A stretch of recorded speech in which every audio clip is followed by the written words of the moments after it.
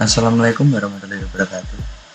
Perkenalkan, nama saya Mahendra Pasabradana, nomor D100210045 dari kelas Manajemen A. Untuk memenuhi tugas LKPWN Pancasila, saya akan mempresentasikan beberapa upaya pemerintah untuk menjaga perekonomian Indonesia di tengah pandemi serta mensejahterakan UMKM yang terdampak pandemi. Berdasarkan sumber e-jurnal dengan judul Upaya Peningkatan Pendapatan Nasional di Masa Pandemi.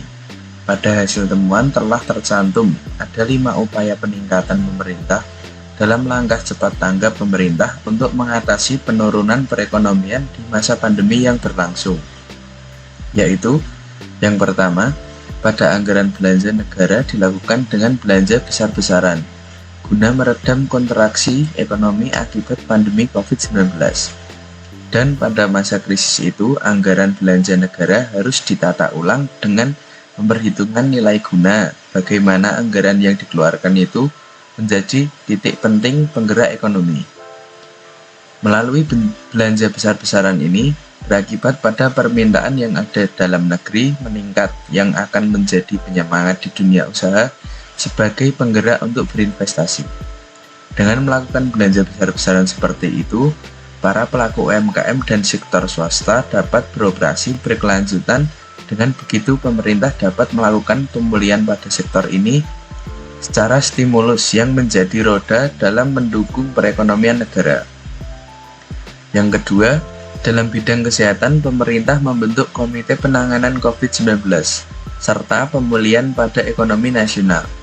Tujuan dari pembentukan komite ini adalah untuk memberikan penanganan di bidang kesehatan dan ekonomi, serta menjaga pertumbuhan ekonomi. Maka dari itu, perlunya pemerintah membentuk komite perlindungan dalam menangani COVID ini. Yang ketiga, kebijakan pemerintah dengan memberikan kredit yang berbunga rendah, serta memberikan pembaruan kepada UMKM. Salah satu kredit dari pemerintah adalah kebijakan rekonstruksi dan subsidi bunga kredit. Program yang dilakukan pemerintah ini untuk mendapatkan pemasukan para pelaku sektor usaha, swasta dan UMKM dapat mengembangkan modal dan berinvestasi. Yang keempat, pemerintah menempatkan dana di perbankan. Pendapatan yang diperoleh negara bukan hanya untuk pengalokasian dana kepada seluruh negara, namun juga disimpan di dalam bank guna untuk memutar roda ekonomi. Dalam konteks perputarannya, seperti itu penyaluran kredit. Yang kelima, melakukan peminjaman kredit modal kerja untuk korporasi. Perbankan telah menandatangani perjanjian peminjaman pada sektor kerja padat karya. Dengan ini, pengolahan sumber tenaga kerja manusia untuk bekerja di lapangan sangat membantu dalam peningkatan sektor ekonomi.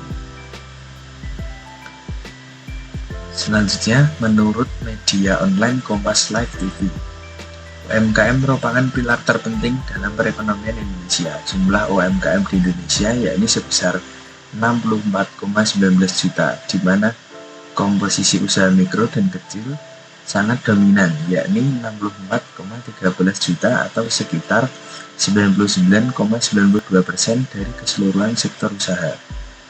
Pandemi COVID-19 telah memberikan dampak buruk terhadap UMKM. Sesuai rilis Kata Data Insight Center atau KIC, mayoritas UMKM sebanyak 82,9% merasakan dampak negatif dari pandemi ini, dan hanya sebagian kecil, yaitu 5,9% yang mengalami pertumbuhan positif. 19 mengubah perilaku konsumen dan peta kompetisi bisnis yang perlu diantisipasi. Para pelaku usaha akibat adanya pembatasan kegiatan, konsumen lebih banyak melakukan aktivitas di rumah dengan memanfaatkan teknologi digital. Sedangkan perubahan landscape industri dan peta kompetisi baru ditandai dengan 4 karakteristik bisnis, yaitu hygiene, low touch, less growth, dan low mobility. Perusahaan yang sukses di era pandemi merupakan perusahaan yang dapat beradaptasi dengan 4 karakteristik tersebut. Dengan begitu, pelaku usaha termasuk UMKM perlu berinovasi dalam memproduksi barang dan jasa sesuai dengan kebutuhan pasar. Mereka juga dapat menumbuh kembangkan berbagai gagasan atau ide usaha baru yang juga dapat berkontribusi sebagai pemecah persoalan sosial ekonomi masyarakat akibat dampak pandemi. Oleh karena itu, pemerintah berusaha mengakomodir hal tersebut melalui penyusunan UU Cipta disahkan pada tahun 2020.